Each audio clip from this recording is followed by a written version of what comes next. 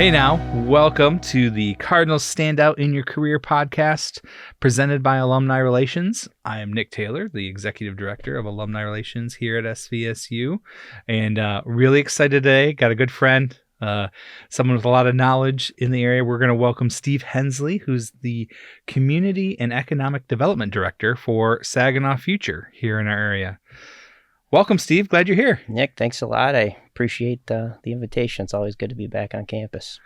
So today's topic, Steve, is one of the people that if you've been around and you're at an event somewhere in the Great Lakes Bay region, you can expect Steve and his lovely wife, Ashley, to be out networking at events, connecting folks in the community.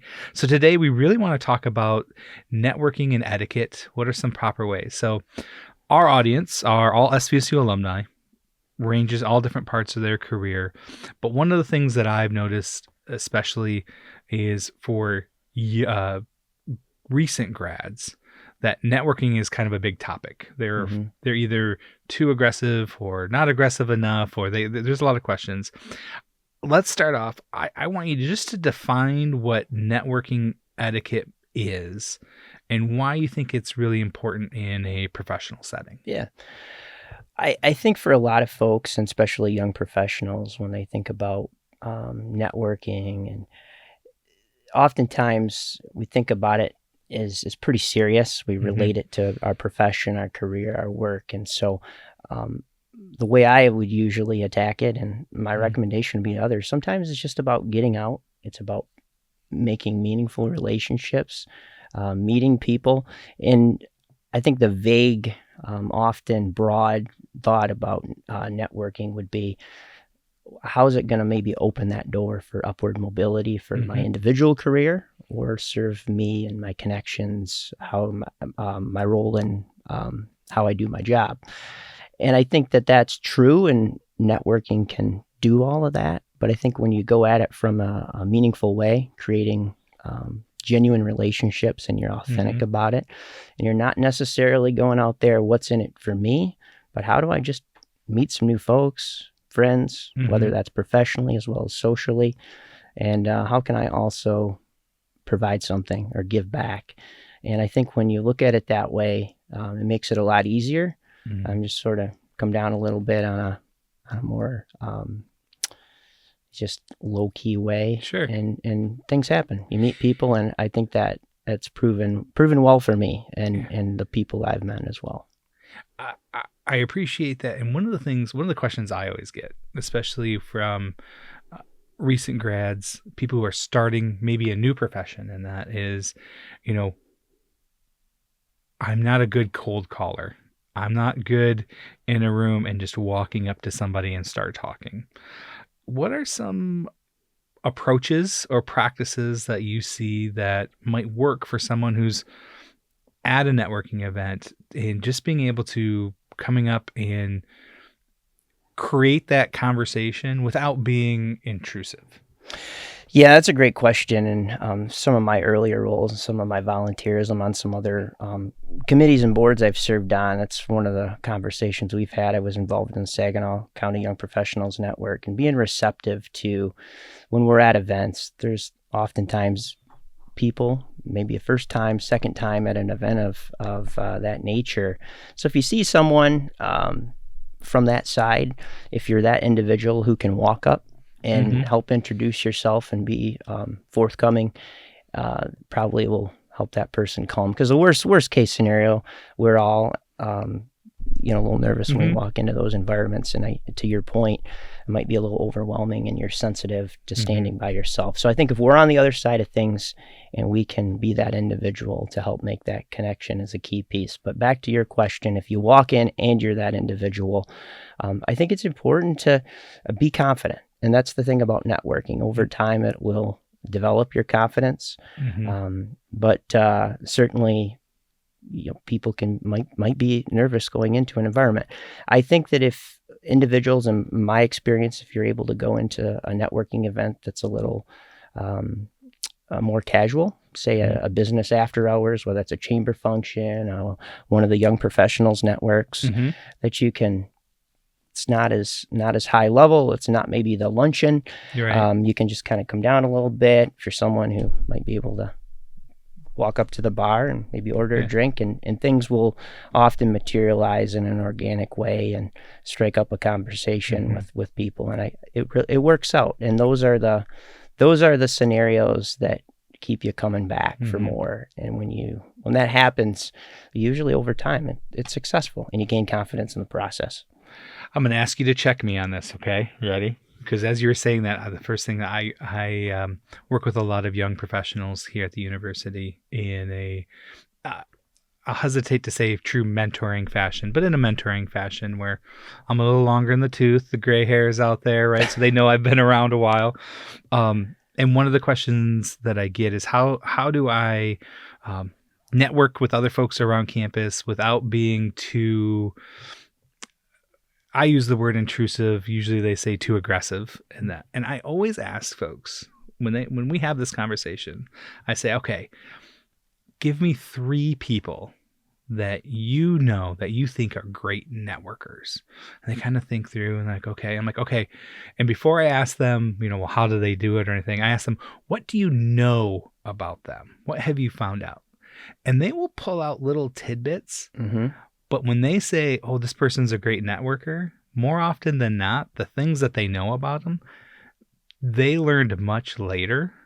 When they started, it was all about that person being interesting, and interesting comes from asking questions. And so I always remind folks, we have and some of our alum might have heard him speak. We have a speaker who comes to campus on the regular, Arel Moody, who talks to all of our freshmen about how to really be successful in college. Doing a little research into Arel, I found a TED Talk that he did talking about how to be likable. And the first way to be likable is not to share everything. It's not walking up with a business card and saying, hi, I'm Nick Taylor. I'm amazing at podcasting and all. No, I'm amazing at all these things. It's to walk up and say, hey, Steve, what's your name? Nice to meet you. What do you do? Tell me about yourself. And if you are out there and you think about who are the best networkers, it's the people who are the most inquisitive. Would you agree with that? Back me up. Tell me I'm totally wrong. I would completely agree, Nick. I think you hit the nail on the head because, as we know, people like to. I mean, not to sound silly, but people like to talk about themselves, and they also like to be asked questions, and they will share information. What's your backstory? Are you from the area? Where did you go to college? So, I think that's a great way. SVSU. Exactly. I'm gonna make sure we get more of those. SVSU. I love it. So it's twofold in that aspect. You're coming up in a genuine way. I use that term a lot, but it goes a long ways. And then, as you said, probably the thing you don't want to do is go in a real rigid way, flash a business card. Hi, I'm so and so, and appear to make the in-person cold call, so to speak. You just gotta relax a little bit, walk up, introduce yourself, and ask someone, what's your story? What's where are you from, and go from there. The best first question: what's your name? How are you? Even if they have a name, hey, what's your? I see your name. Can you pronounce it for me? Oh, it's so nice to meet you. It's those conversation starters. I think if more folks in networking, but also just in life in general, were inquisitive and we all acted like we were our own reporters, our own journalists, we'd have a lot more understanding. And like you said, people like to talk about themselves. The more questions I ask of you, the more you're going to feel good. And later on in that relationship, when there is that connection, I can help you in some way. Exactly. Because that's what this is about, is connecting. We'll have that. People will remember how you treat them, not necessarily what you will say. Right. And I think that's a good point. So let's talk about, with that on the other end, I've always heard that's important to have a good elevator pitch for yourself. And to me, that seems sometimes a little bit tough, but it goes against like that first networking. And I think the elevator pitch maybe comes after we've now established a relationship. What's a good elevator pitch look like? What do you think what are the key components? What should I focus on to make sure that I've now made a good relationship? I want to make the sell. I want help in the way that I can. Yeah, I think what you're getting at it as well is not necessarily be scripted. Feel like you've rehearsed that elevator pitch, but on the flip side, if someone says, "Hey, you introduce yourself. What do you do for a living, Nick?" Or in just a casual way, be able to say, "Yeah, I work for SVSU. I'm executive director of alumni relations," and just like you always do, it's just a genuine conversation. And I think everyone, if you can just have your key points in your head, everyone, we know what we do, we know what the highlights are. Yeah, and just keep it a conversation. Will go a long ways. Nice. So we've had that conversation. Steve and Nick have met. I like that we're pretending that we don't know each other here. We go back a long way. So Steve and I have met. We've had a good, we've talked about family. We've talked about what we do. Elevator pitch is good. We see mutual benefit in down the road. I'm thinking of opening up a new business, and I know Steve works for Saginaw Future and probably has a lot of resources for me. How do I maintain that relationship? What are some of the follow-up actions that I need to take in order to maintain that good relationship? Yeah, so when I've been in these situations where on either side, but if you've had that opportunity to mingle with someone, and oftentimes we'll hit it off with certain individuals, if you probably retain their business card. Even at the very least, shoot an email over a few days later. Just say, "Hey, it was nice meeting you at such and such event. I enjoyed our conversation. Want to make sure you had my email as well," and just stay in touch. If there are certain items you conversed over, maybe it's about a golf league, and you want to follow up and see if there's an opening and invite that person. That's a great opportunity to do so.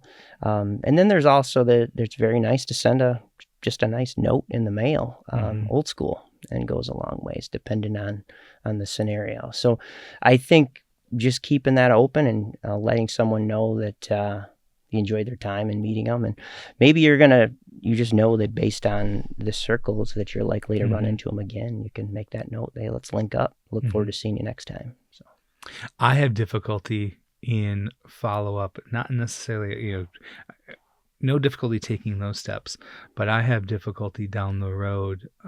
We've got over 55,000 alum, right? I meet people of all different ages, all different stages of their career, and it will come back up where I've had a great, meaningful conversation, done the follow-up, and then a year later, we're at a restaurant, and they're sitting at the table next to me. What type of advice could you give a professional in reapproaching? Maybe I forgot their name. I don't know exactly what they do. How do I reestablish that relationship, knowing that there was no ill will in between? It's just, I remember I met you somewhere. What's some advice you can give there?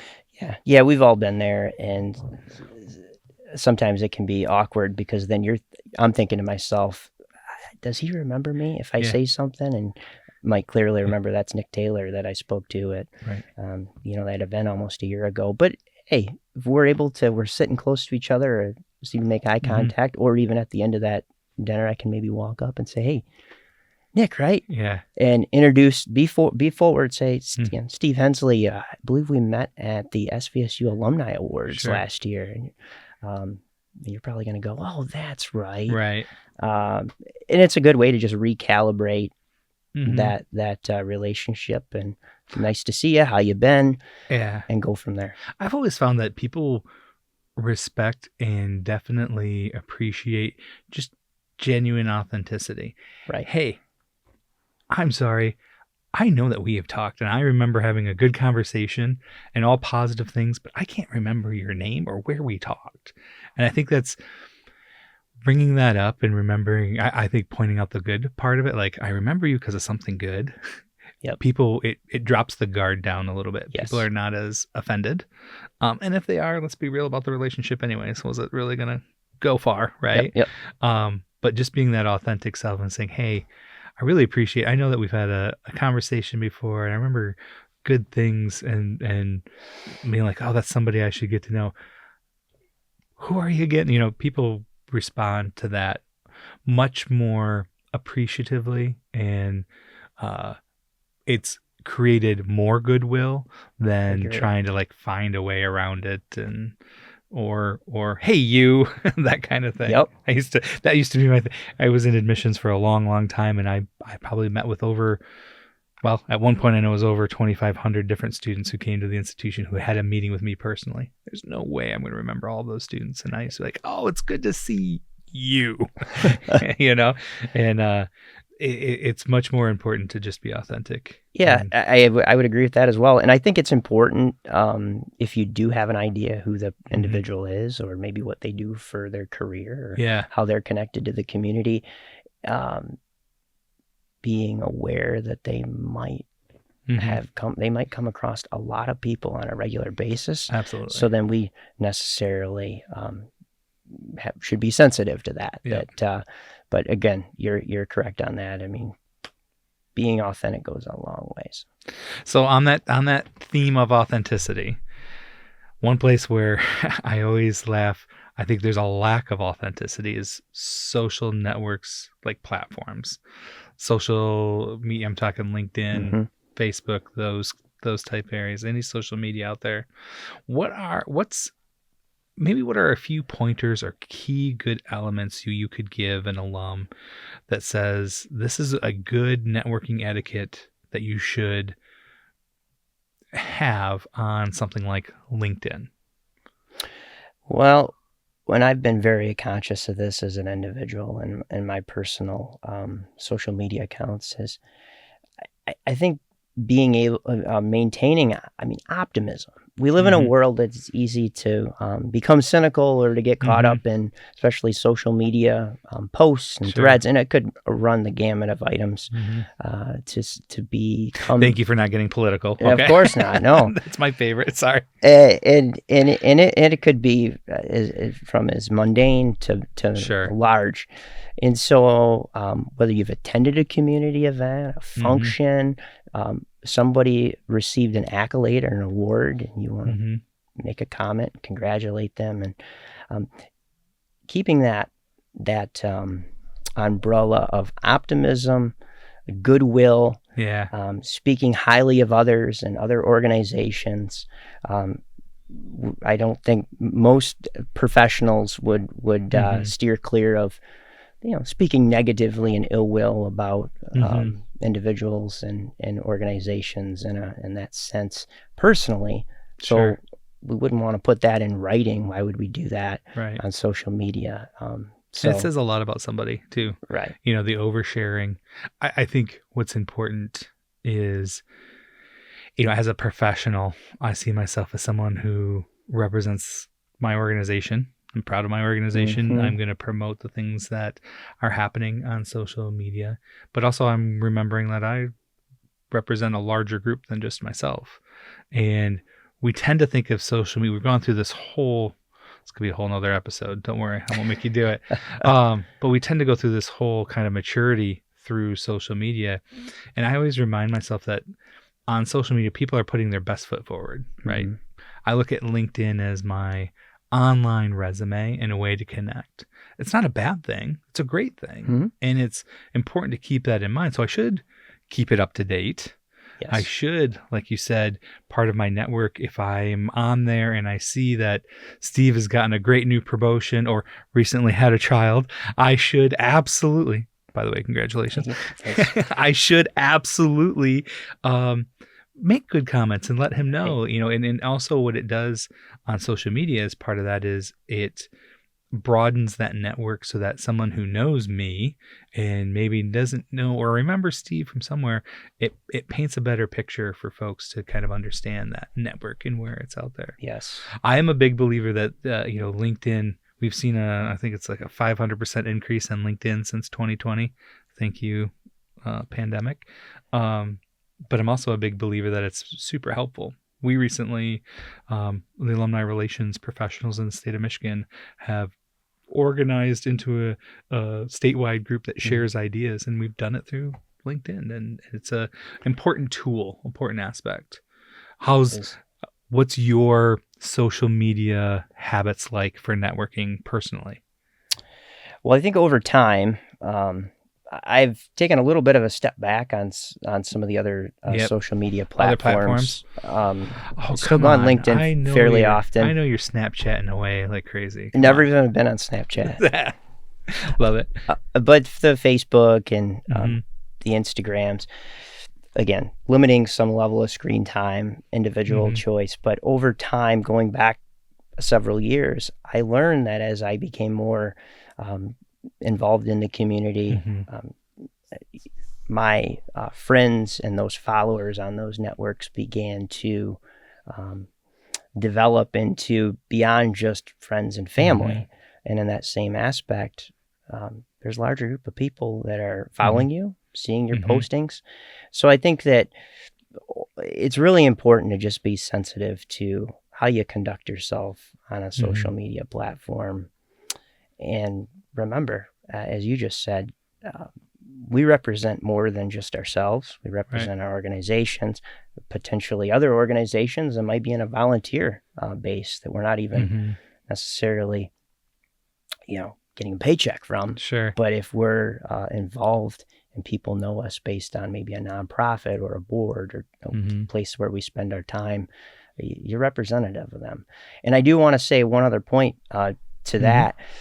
I've been conscious of this. I could be on a Saturday, not working, so to speak, which again, reminding my younger professional self this.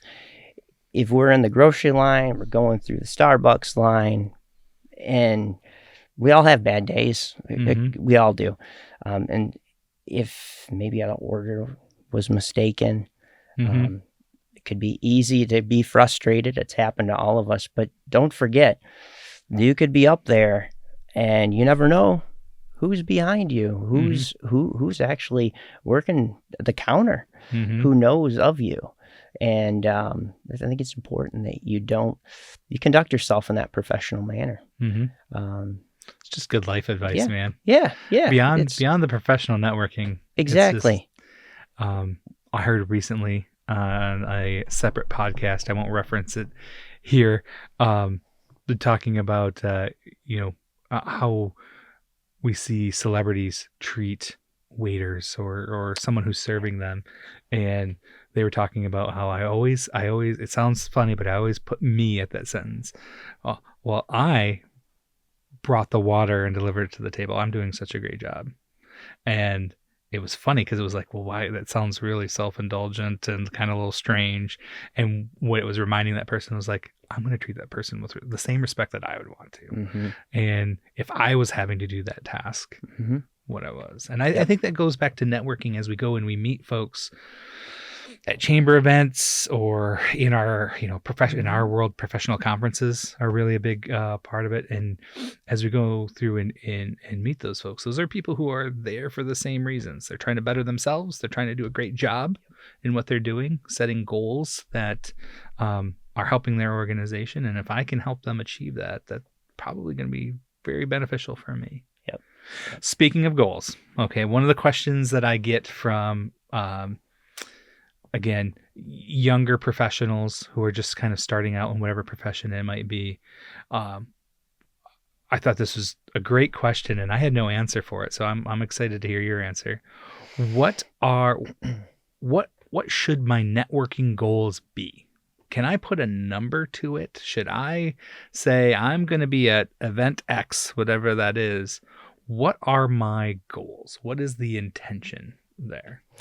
Well, I think it's a self-reflective question that it varies for individuals. What is your individual goal based on your career, where you're at in your career, and maybe where you're looking to be? But me as an individual, and I think I alluded to this a little bit earlier, but I believe it's really important to again cultivate relationships, and it can be both can be true at the same time. You're developing your professional network, your professional skill set, you're building confidence, potentially doors open in the future. Sure. But at the same time, your professional self is becoming a better person for it. And I've realized, just based on the last several years out and about in the community, when I would often attend young professional network events as well as others, many people are at the same event for a variety of reasons. And there's also crossover. Yes, some people might be looking to build a business connection, and other people may be from the area.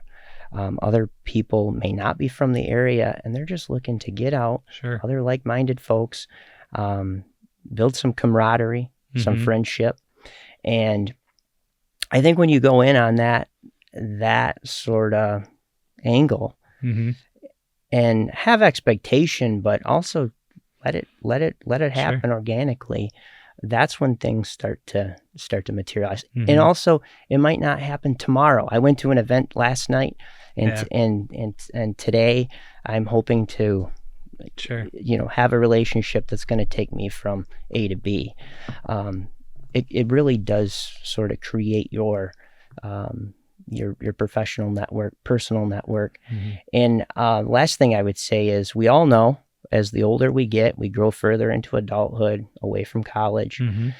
It's more difficult to meet friends, create friendships. So when you go into these events, though I have several friendships as an adulthood in the last, say, 7, 8, 9 years by going to these events, just based on meeting people, new people. It's funny you say that. I was listening to your answer, thinking about individualizing the goals, and a situation popped in my head right away. I was working with a young professional who was, to use the college term, we call them gunners, right? The kid who sits right in the front row and has their hand up the entire time. And this young professional is super talented and was that gunner. Like, came in and said, I'm going to this networking event. How many cards should I collect? They really wanted to have that number. And it was so funny because, as you said that, I was thinking about the conversation I had with them, and I kind of said, wait a minute, time out. You're going to this event. It was someone who was working with me. It is a recruitment event, and it's working with, I'm not worried about how many cards you collect. I'm worried about impact. And we kind of sat back and we talked about it. I said, okay, your goal is to make one really good relationship. Find one person that you really connect with, and you can then call on later for help or for anything. And what it did is, back to that, be curious. It put the pressure on them then not to go up and say, hi, my name is so-and-so. Here's my business card. I'm really great. Made the pressure of them to go around and try to find the best fit. And it almost became not speed dating, but it kind of became that, okay, let's have a real conversation, and we got to build some depth in it. So I really agree with you. I like, for other people, it may be, hey, you got to come back from this networking event and we need 5 leads. And that's the task at hand. And so let's find a way, and they've got to find another way to do it too. So, I've just one point to that is I've served on a few nonprofit boards over the years, and there's been some examples, and I know there's other stories like this, but there's been some situations where I've met some other professionals in the community, struck up a conversation, and there's been a relationship that had developed over time. And when I've been serving on a board, fundraising might become topic of conversation, sponsorships. We start thinking about what businesses or stakeholders have been involved in the past and what new ones we might be able to approach. And there's been a time or two where X business will be suggested, and either a director or board chair will say, we've never had any relationship with them. We've never been able to connect with them, or it's been quite some time, and it would be a good opportunity to revisit. maybe yourself, myself, or someone else around that board says, I know someone that works in that organization, and I would be willing to reach out and, share some information about what we're doing and the mission and the work. And when you've created a relationship, even if it's not someone you've hang out with and you see regularly, but you've been authentic in that, and you shoot them an email or you give them a call and you say, hey, I want to let you know I'm on such and such board.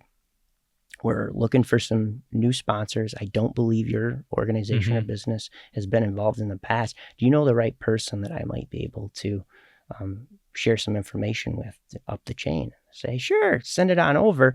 And then you also might have someone lobbying in your corner to say, hey, so-and-so, Steve's on the board. If we can, we should maybe support this. And so it's a lot easier when you have a relationship rather than send it into the blue. Right. So those are examples that they pay dividends down the road in a sincere way. And it goes back to that authenticity too. I think that's all right. So we're getting close to the end. Famous last question. We always make folks answer this. I want you to picture an SVSU alum out there in the business world. They are trying to break through for either their business or the business they're working for. What is your one big piece of advice that you would give to that person that relates directly to networking and kind of the etiquette and how to do it? Well, it would recap is the variety of things we've talked about, and to encapsulate that into one point would be, when you go into these settings, if you're able to just be yourself, be genuine, strike up a conversation, introduce yourself, and think to ourselves, at this point in time, I don't necessarily need a dividend to pay today or tomorrow. Those long-term goals of just meeting people and intermingling throughout the community, it will not only advance your professional career, but your personal life. You gain some friendships in the process. And so when we look at it from that angle, it will take us a lot further. And it's more of an enjoyment to your career as well as your time in family life and in the community. So perfect. Well, hey, I really appreciate your time, Steve. Thanks for coming in and talking about all things networking. I'm going to follow up with an email. I'm going to make sure. I've always appreciated our professional and personal relationship. It's been nice to get to know you and your family and in the community. And I think when we're talking about topics, you were a great person to bring in for this, because you were one of the first that I thought of, like, okay, who do I know that knows how to do this well? So appreciate your time very much. Thanks, for those of you that are out there, thanks for spending time with us. This is the Cardinals Stand Out in Your Career podcast presented by Alumni Relations. We got a lot of great things coming up for our alumni, so be sure to check us out at svsu.edu/alumni for all our upcoming events.